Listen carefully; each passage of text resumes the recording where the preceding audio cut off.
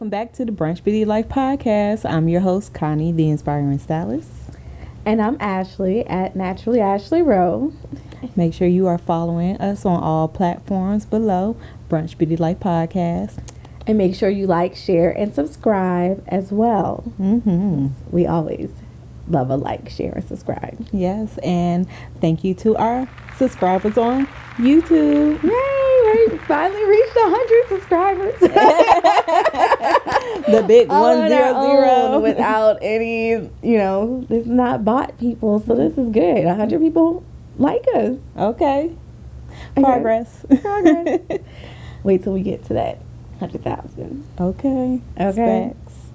Yeah. Facts. All right, so let's go ahead and bring this in. Let's get it started. Let's get it popping. Okay. We are going to be revisiting terms and conditions. So if you watch terms and conditions the first go round, we have a spinoff for this go round because we have learned a lot About it. Tell me, okay? I think you should get started with this first. What have you learned? What has happened? How do you need to revisit your terms and conditions? Well, on the business end of revisiting terms and conditions, I definitely had to revisit a lot. Okay? Not even from what a stylist, and we spoke mainly on that terms the last time about what a stylist should be looking for. Mm-hmm. I had to revisit it as what a salon owner needs. Okay? Okay. So, last year was a lot business-wise. I hired 2 new stylists. I expanded into a bigger space. Thank you guys for letting me take down a wall. and then I hired 2 new stylists. And within that time frame, I also lost both of those stylists last year. Mm-hmm. So what I discovered that I need to revisit is really being clear on my terms and conditions when it comes to my stylist, as well as not just saying it, but also putting it into paper form. Mm-hmm. And Like so, a contract. well, yeah, I already had a contract. Okay. But I had to go back into my contract and be more clear and Okay. more direct in my Okay. contract. Okay. As well as I created different forms as well for 30, 60, 90 reviews, and actually scheduled those out and made sure that they happened. Mm-hmm. And also pulling in Sasha, my wonderful salon manager, and really saying, okay, from your aspect, what do you feel like I could have done more or add more into it? Mm-hmm. Because of course, our dynamic was different. Right. She came in and was definitely supportive and open and ready to learn and willing to do that. So I gave her a lot. Mm-hmm. And I tried to do in the same aspect that I did with her, Mm-hmm. with the other 2. And that which didn't work. It did not work. Mm-hmm. It has to be more now of someone showing me that they deserve that treatment or all that I had to give, Mm-hmm. as opposed to me giving it Mm-hmm. freely Okay. and them earning that before I give it. So I now have different things in place for myself to protect myself and to protect my business, so that they have now, when they receive these things from me, I can feel 100% like, okay, I feel good about the fact that I gave them these things, or I'm, being a little bit more lenient, or being, more giving in that aspect, versus on the back end, Mm-hmm. after those stylists left, feeling like I gave way too much. Right. Right. I gave way too much, and they did not show that they were ready to receive it, Mm-hmm. as well as that it was going to work in perpetuity for my business. Mm-hmm. So now I have a wonderful review system. The contract is even more clear Mm-hmm. and more direct, and I set realistic things. So before, for example, if I had someone new very soon, I was going to go ahead and do a photo shoot with them so that they can have professional image, because of course I like my brand to be consistent across the board. Correct. Now you're not getting that photo shoot until there's been some time and some review time and some period gone in between there. Mm-hmm. Because I do take care of that from my business, Mm-hmm. as I learned from you guys, right? I pay for the makeup, I pay for the photographer, and now I have these images right? That you can't use. That I can't use. I mean, but you can figure out a way to use them. You just have to kind of, switch it yes, up a and my little social media manager did that, but still, for me, when I look at those images, you know the truth behind. I know the truth behind it, and I feel a way. Okay. And so I don't want to feel that way. I don't want to feel that at the end that I'm the one left holding all the cards and the sticks and feeling my finger was caught in damn. I want to feel the same way I felt when I brought Sasha on, to where I'm like, oh my gosh, this girl is so amazing, and she pours back into the business, and she is very much deserving of the treatment that I'm giving her. And so I had to readjust and address those terms and conditions, because when I think about stylists and having people in my business, I always want to be fair. Okay. But a lot of the things that I'm doing that is fair, and I'm also coming in with the best intentions, but everyone's intentions are not the same. And I don't want to feel in the end regret, which is how I felt after those stylists. I felt regret. Okay. I felt regret that I paid 100% for classes. And I feel regret for the shoots that I paid for. I feel regret. Whereas I didn't have that experience with Sasha. Did you do most of that stuff within their first 90 days? Yes.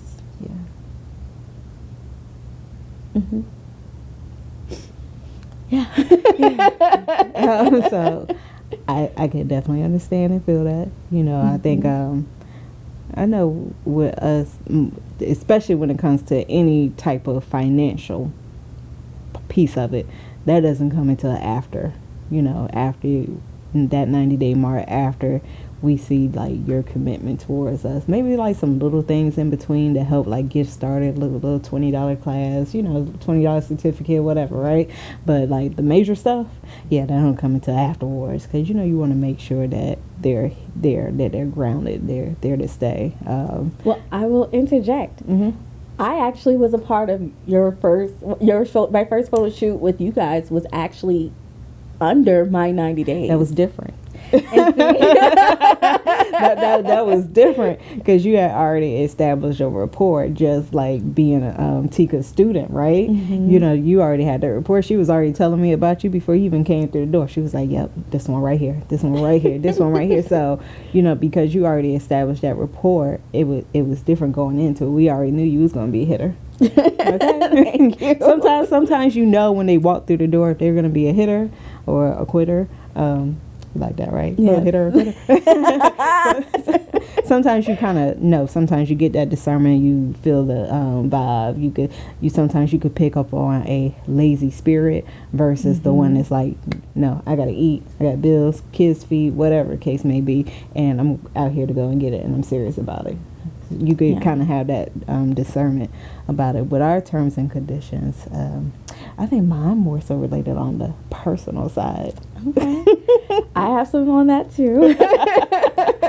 Because we put a post up with our like a little clip, and I was like, dang, and I rewatched the episode. I was like, I need to revisit my terms and conditions. I said it on that episode because it was a lot of things that I was going through at that time that I wouldn't have known to talk about, right? Because as I had mentioned on that episode, sometimes you don't know what to imply for terms and condition, or like setting your standards and your expectations until you've actually have gone through something. And then once you have experienced it, now you take that experience and say, oh, okay, you know what?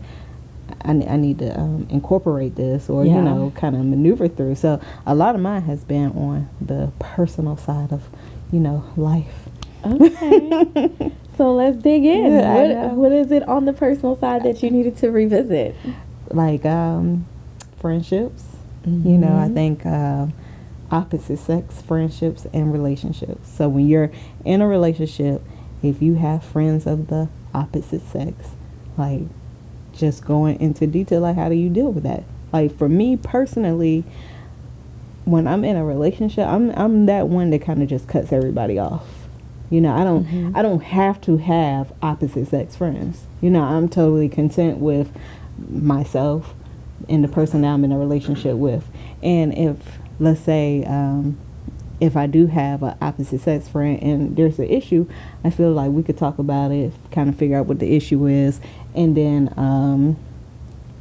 go from there. Yeah. But what happens when it's not reciprocated, right? What happens if when it's a requirement of you, but the other person doesn't fit into the requirement, or they don't feel like their situation is the same. Yes, or that they should reciprocate. Right. With that. So, I don't know, but no, that friction was there. Of just trying to like get over that, milestone, and I think a lot of it was just setting like hard boundaries. Like, this is not about being controlling. It's not about being possessive. This is about respect. And there are just some things, there are some boundaries that you just don't do or cross with the opposite sex when you are in a relationship. Yes. I 100% agree. And I've had to revisit terms and conditions in my personal life, with friendships as well, but also in the relationship aspect. I'm still getting to know someone. How has that developed? Because I think in our last episode, we were just talking about like how long we should wait, right? So with your terms and conditions and everything that you have taken from the past and applied to your life now, where are we at? Are we still talking, or they gone? They're here, but that's part of the revisiting the terms and conditions. Are we in a relationship now? No, we're not in a relationship. Okay, are we like dating exclusively? We are dating exclusively, but that's also part of the revisiting the terms and conditions. So for me with relationships, relationships is a conversation, and there's nothing happening until there's a conversation. You're still free to do what you want to do. I'm still free to do what I want to do. And then when we have that conversation, then we're locked in, we're sure, we're confident, we're ready to go into the relationship and discussing like what we want the relationship to look like. So that's what the relationship conversation is, making sure we're on the same page, that we have the same thought process and the same goals in mind, as well as, what we want our relationship to look like. So that all goes into the conversation. Well, we're still getting to know each other, and we're building. Time is going by. We're approaching the, 2 months of getting to know each other. Okay. And, I have feelings. And I got feelings, I care. I like him a lot. And, while we're still, like, trying to process and get to know, we don't, we move differently. Meaning that he's a little bit more slower to get into a relationship, where I'm like, what you waiting for? Why aren't you in love with me yet? Take your time. Because I like him, and I'm, really invested and interested in what we could have. So I've been in a situation where someone rushed me into what they wanted by telling me, you're either all in or you're all out. And I felt pressured and I felt rushed. But I was trying to also be like, okay, well, we are of this age, so it is kind of in that aspect. But I felt rushed. So I decided, even with the terms and conditions for me, normally there's no exclusive if we're not in a relationship.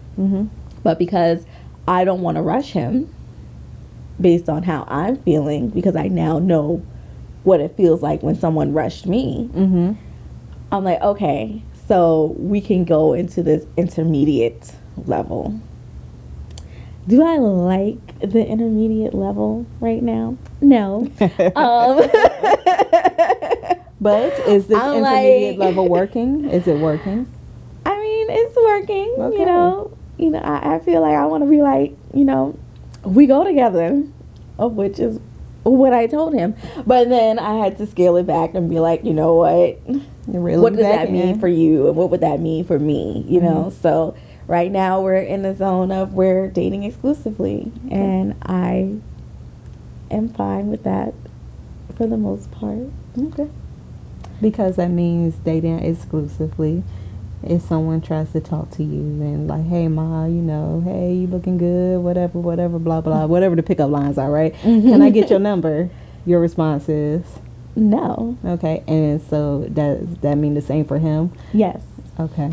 Like, dating exclusive now means that we already were not getting to know other people, but now we are not getting to know other people.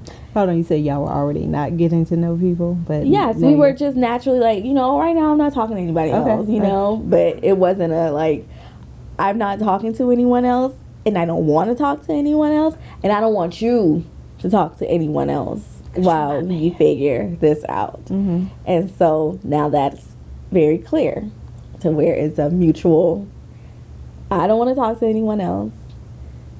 I don't want you to talk to anyone else. And I'm not going to. Okay. So that's where we're at, So Shar, what do you think? What's your thoughts on terms and conditions for either the business or the personal? And have you experienced any of that lately? Business, I think, is pretty self-explanatory. I guess many times when you're new business owners, that's something you can fail to forget until the situation comes up. Yeah, It comes up like, okay, I need to add this into the clause or whatever I got going on, so I can tackle it better if it happens again.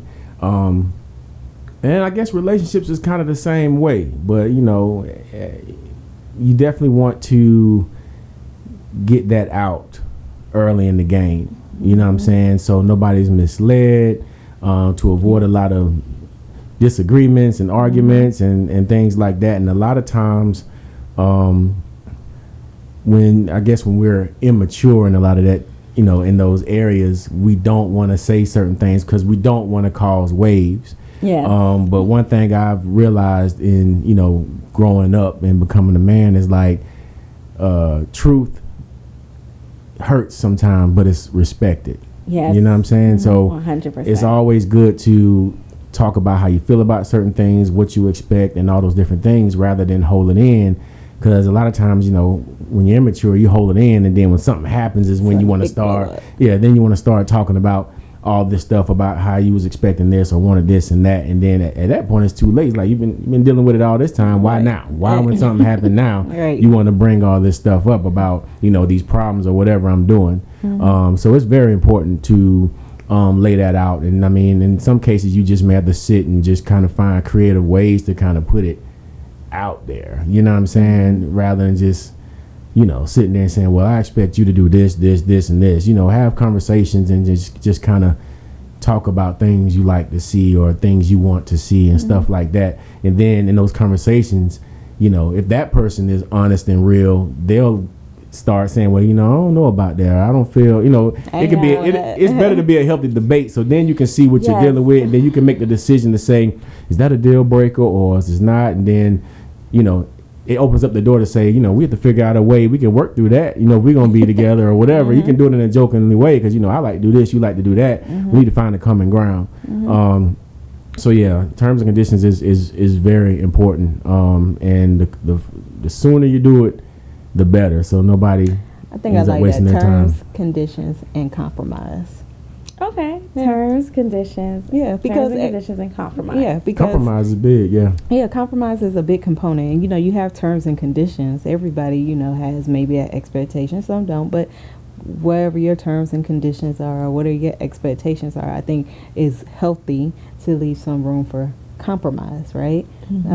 Can we get on the same page? If you like to go out all the time and I don't, okay, how we're going to figure this out, right? Yeah. So, yeah, I like that. Terms, conditions, and compromise. Well, I will say that when it comes to business, my terms and conditions, I will not be compromising. I think I was very compromising to the point where I felt compromised. Okay, now business, that's a little different. Yes. In business, this is what it is. But in my personal life, I will be compromising.